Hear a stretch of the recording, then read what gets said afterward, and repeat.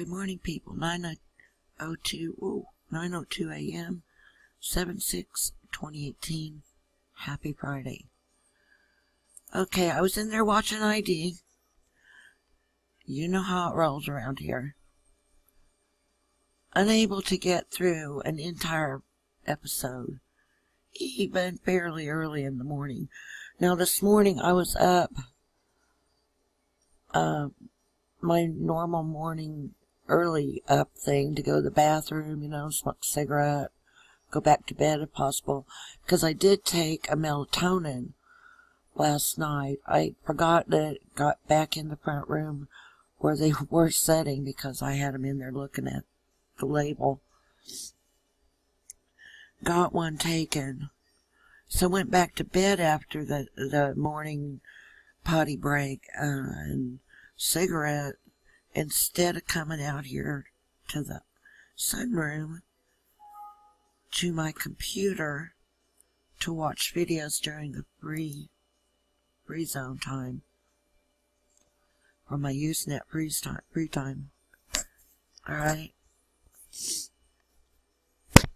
So you know how it rolls. Old lady that I am, don't have much else to do at the present time. Poke around on the internet, and every once in a while pick on my son. See what I can find when I'm surfing, that kind of thing. But this morning, it was about this houseload of kids getting the cops raided, beating each other up with a board, and this kind of thing. And I'm not sure exactly what part of that episode caused me to come back here. Well, caused me to start thinking like I was thinking. It was when we lived at the projects, and yes, independently, he and I were poor people.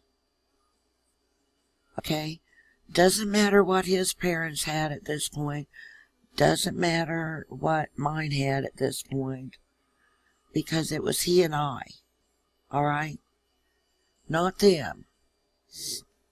So independently, we were living in poverty.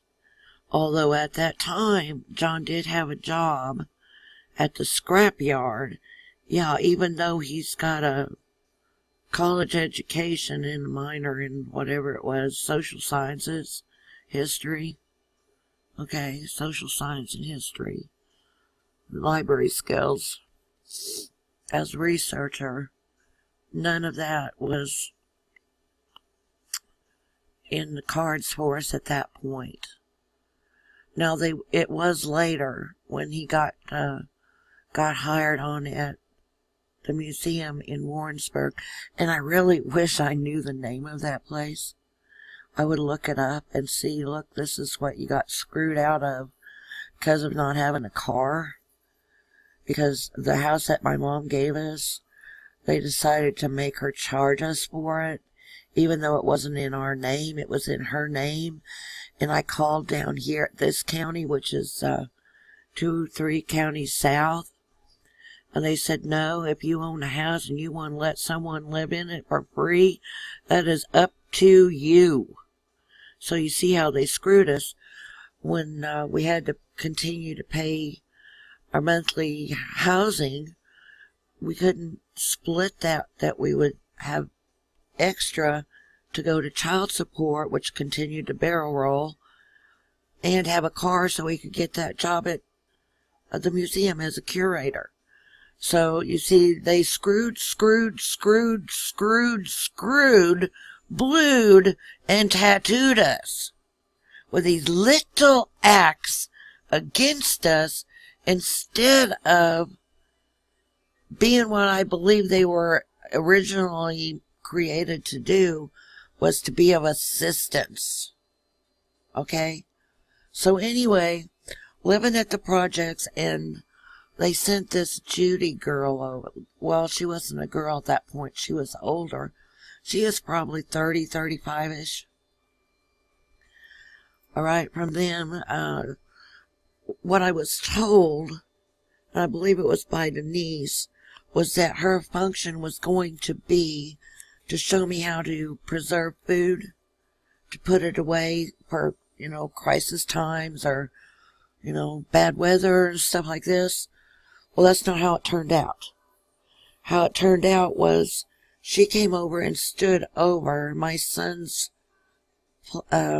crib, should say playpen, and just talked to him, talk to him. And one time it made me really mad. She grabbed his bottle out of my hand and said, well, why don't you give him some tea?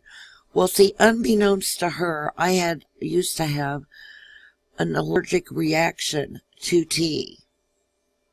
All right? It was not allowed to be a part of my diet. My mother restricted me from tea. And when she put that tea in the bottle and popped it into his mouth, all looked fine and good until when he went to use the bathroom. And when he did, because he wasn't used to it, because I wasn't used to it, it stained his backside. Do you see?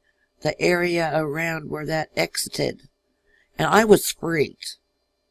I thought, this is not going to be anything but no good. If they take a look at this, they're going to say, that's a bruise. Although it was tea stain. So I was all kind of upset by that, but nothing came of that. Thank God. So you really got to watch them, even though they're supposedly experts. It doesn't mean they are, especially in that case. She didn't say, but it wouldn't surprise me if she didn't have kids of her own to base any sort of experience on. Okay? A book learner does not a parent make. Okay? Cling to that, if nothing else. Let me even shorten it. Book learning does not a parent make. You can read all the books on parenting in this world and still not know what you're doing when it comes to having no experience.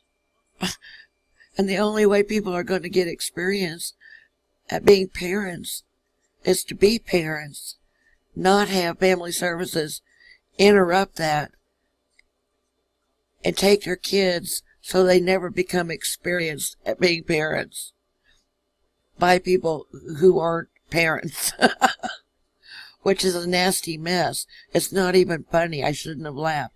But I did because I managed to say that whole thing. So, okay, here came Judy. I didn't like her. I didn't like the whole mess. I was squawking daily about that bunch. To my mother, to whoever. To John. I don't like them. I don't like them. Guess what they did today? It was a never-ending cycle of insanity. Okay? So, I thought about it. I really poured my brain into this one. I know. I'll ask John if he'll take his lunch the next time she's supposed to be here at that time so he can see what I mean. He's gonna know what I mean. Him and my mom are gonna eat some crow. They're gonna eat crow for telling me that that's all in my head, because it's not. It was real, so real. And the videos on YouTube and the blogs and the news reports backs that up. The takedown of that division and divisions like it across this country. Okay? So he did. He showed up the next appointment, just a few minutes before she got there, and had his copy, and hadn't even sat down when she was out front there at the door, and the window was open. So I just hollered across that small space of the front room, "Come on in," right? She did. She stops dead just inside the door, looked at John, who still hasn't seated yet. I guess he was planning on being a gentleman and let her seat herself and then seat himself, of course. And she said, "What do you want me to do, strip?"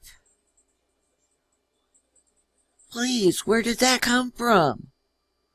Where did such a thing even come from? Okay, here we are in the belly of the beast of this thing, right?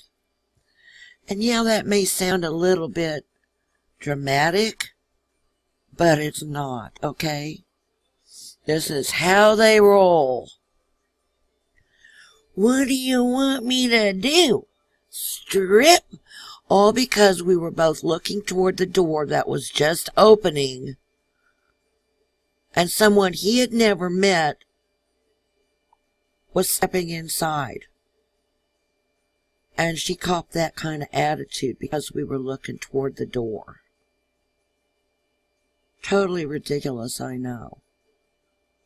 So anyway, she always arrived with buku gold and jewels on her hands at the Poor People Projects, north of town, low-income housing, dressed to the nines. I didn't pay attention to her car. I saw enough that she was wearing that would have probably sped a small country for 10 years, you know. And she, excuse the expression, she eye-fucked my house. She eye-fucked my property. She saw handmade doilies that my grandmother had made with her own two crippled hands. She had arthritis so bad her hands were curled, so she kept crocheting as a form of relief. And she saw a little napkin holder that had been made out of a tin can that someone did hole punch on. And she wanted to buy stuff. I'm like, no, I don't think so. Oh, please. How much do you want for that napkin holder? Oh, about $1.25. Well, I haven't got the whole thing today. How about next time I bring you the other part of it? I gotta buy a candy bar for my lunch today. So, alright. Next time rolls around. John wasn't there that time. He'd already seen what I wanted him to see. Did you bring my money? No, I decided it wasn't worth that much. She's talking to a low-income person with an infant living in the projects while she's decked out in gold and jewels to the nines, that she's now going to discount herself from $1.25 item to like 50 cents so she can what? So she can feel good about her damn self. She needs to feel good about herself. She's dressed to the nines, and I don't know how many gold and diamond bracelets on one arm and on the other arm too, and diamond and gold ring on nearly every damn finger. But she's got to rip me off and lowball me. That's the family services I'm talking about. You know who. End them. I don't care what it takes. End them. That was blatantly power abuse. Abuse of a position, abuse of